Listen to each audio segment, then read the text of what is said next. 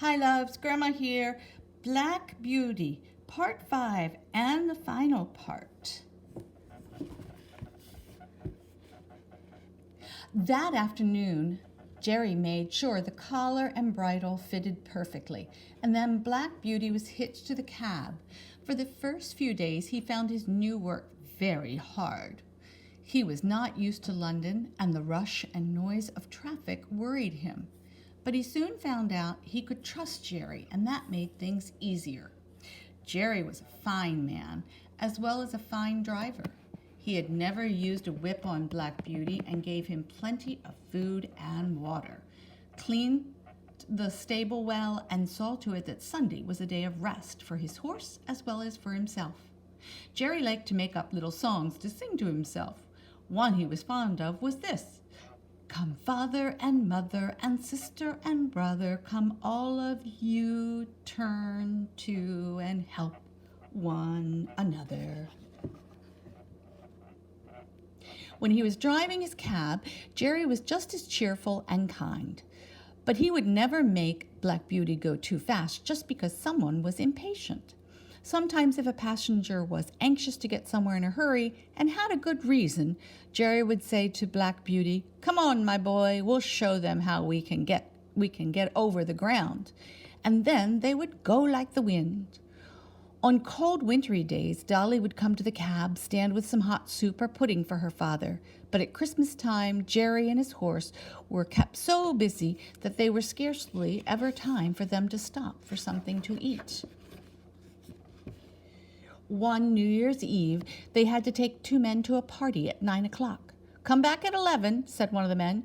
"You may have to wait for a few minutes, but don't be late." Promptly at 11 o'clock, Jerry and Black Beauty were back at the house where they had left the men. But they had to wait, and wait out in the cold.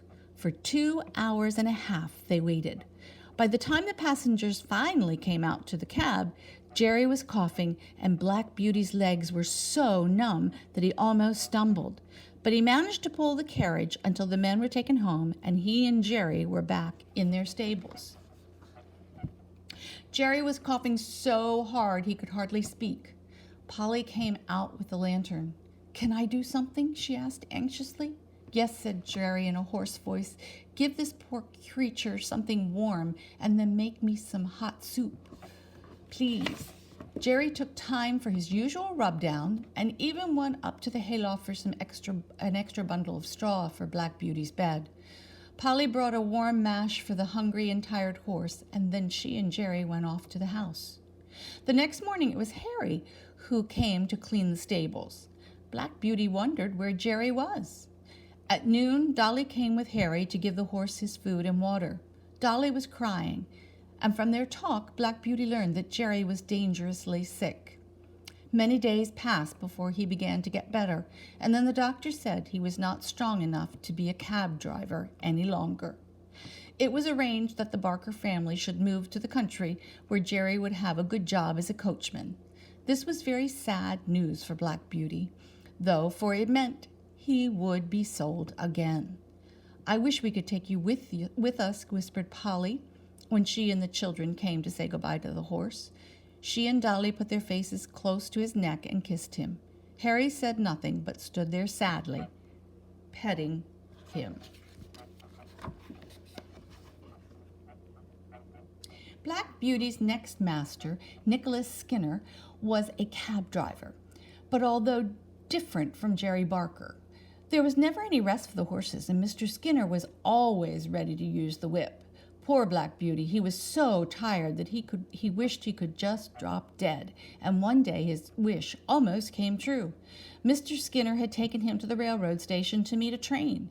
There were 4 passengers in the party that climbed into Skinner's cab, and they piled so much baggage on top that Black Beauty, already hungry and tired, could hardly pull the cab. He managed somehow until he came to a steep hill. But there the heavy load was too much for him. Mr. Skinner was using the whip, and Black Beauty was trying his best, when suddenly his feet slipped from under him, and he fell heavily to the ground. As he lay there, he could hear voices saying, "Poor horse, he's dead. He'll never get up again." Then somebody threw cold water on his head, poured medicine into his mouth, and covered him with a blanket. After a little while, he felt a little stronger. He staggered to his feet and was led to a stable where a warm drink was brought to him. He drank it gratefully. By evening, Black Beauty was able to get back to the Skinner's stable, and the horse doctor came to see him. If he could have 6 months' rest, he'd be of some use again, said the horse doctor. But he has been worked too hard, and there isn't any strength left in him. I can't afford to let him rest that long, said Mr. Skinner in his rough way. Well, said the doctor, there's going to be a sale of horses in about 10 days. Feed him well and let him rest till the sale, and you might get something for him. So once again, Black Beauty went to a horse sale, holding up his head, hoping for the best. Some of the people who came to examine him looked not much better off than the poor horses they were bargaining on. Then Black Beauty noticed a nice-looking old farmer with a little boy. The farmer was wearing a broad-brimmed hat, and beneath it was a round, ruddy face shone out kindly. There's a horse, Willie, that has known better days, said the farmer, reaching out his hand to pat Black Beauty, and Black Beauty pushed his nose forward as if to answer to this kindness. Poor old fella, said Willie, stroking Black Beauty's face. See, grandfather, how well he understands kindness. Oh, grandfather, please buy him and make him well again. The farmer could not make up his mind right away, but Willie kept on talking about Black Beauty's good points until finally the old man paid $25 for the horse and took him home. Mr. Thoroughgood was the farmer's name. He and his grandson Willie came every day to see how Black Beauty was getting along in the pleasant meadow where he was turned loose. The perfect rest, the good food, the soft grass, and the gentle exercise soon began to tell on Black Beauty's conditions and spirits, and by the next spring his legs had improved so much that he seemed quite young again. Mr. Thoroughgood and Willie tried him out one day in the carriage, and were much pleased with him. Black Beauty did so well that the farmer decided to find a good home for him. Early in the summer there came a day when Black Beauty was cleaned with special care and taken to a pretty little house a mile or two away from the village.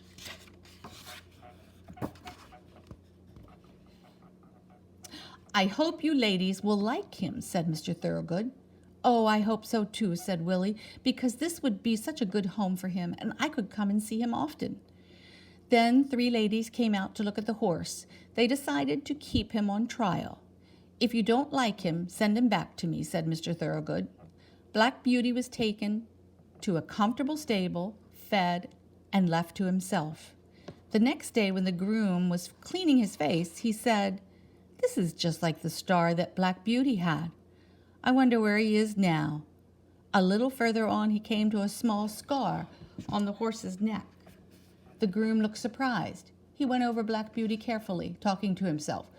White star on his forehead, one white foot, this little scar. Then looking in at the middle of the horse's back, and there's that little patch of white hair. It must be Black Beauty. Oh, Beauty, Beauty, do you remember me? I'm little Joe Green, who almost killed you. And he began patting the horse all over. Black Beauty couldn't really remember him, for Joe had grown up and now had black whiskers and a deep voice. But Black Beauty put his nose up to him as if to say they were friends. "I wonder who broke your knees, old Beauty," said Joe. "You must have had a bad time of it somewhere, but you're going to have good times now. I wish John were here to see you." The ladies were just as pleased as Joe was when he told them he was sure their horse was Squire Gordon's Black Beauty. "I'll write to Mrs. Gordon," said one of the sisters. "How glad she will be to know that her favorite horse has come to us." And so Black Beauty found a happy home. The ladies liked him so well that they promised never to sell him. Since his work was pleasant and easy, his strength and spirits all came back again. Joe Green was the best and kindest of grooms, and Willie came to see him often. His troubles were over, and he was at home. Often before he was quite awake, he imagined he was still in the orchard at Birtwick, standing with his old friends under the apple tree. And that is the end of Black Beauty. See if I can turn this around.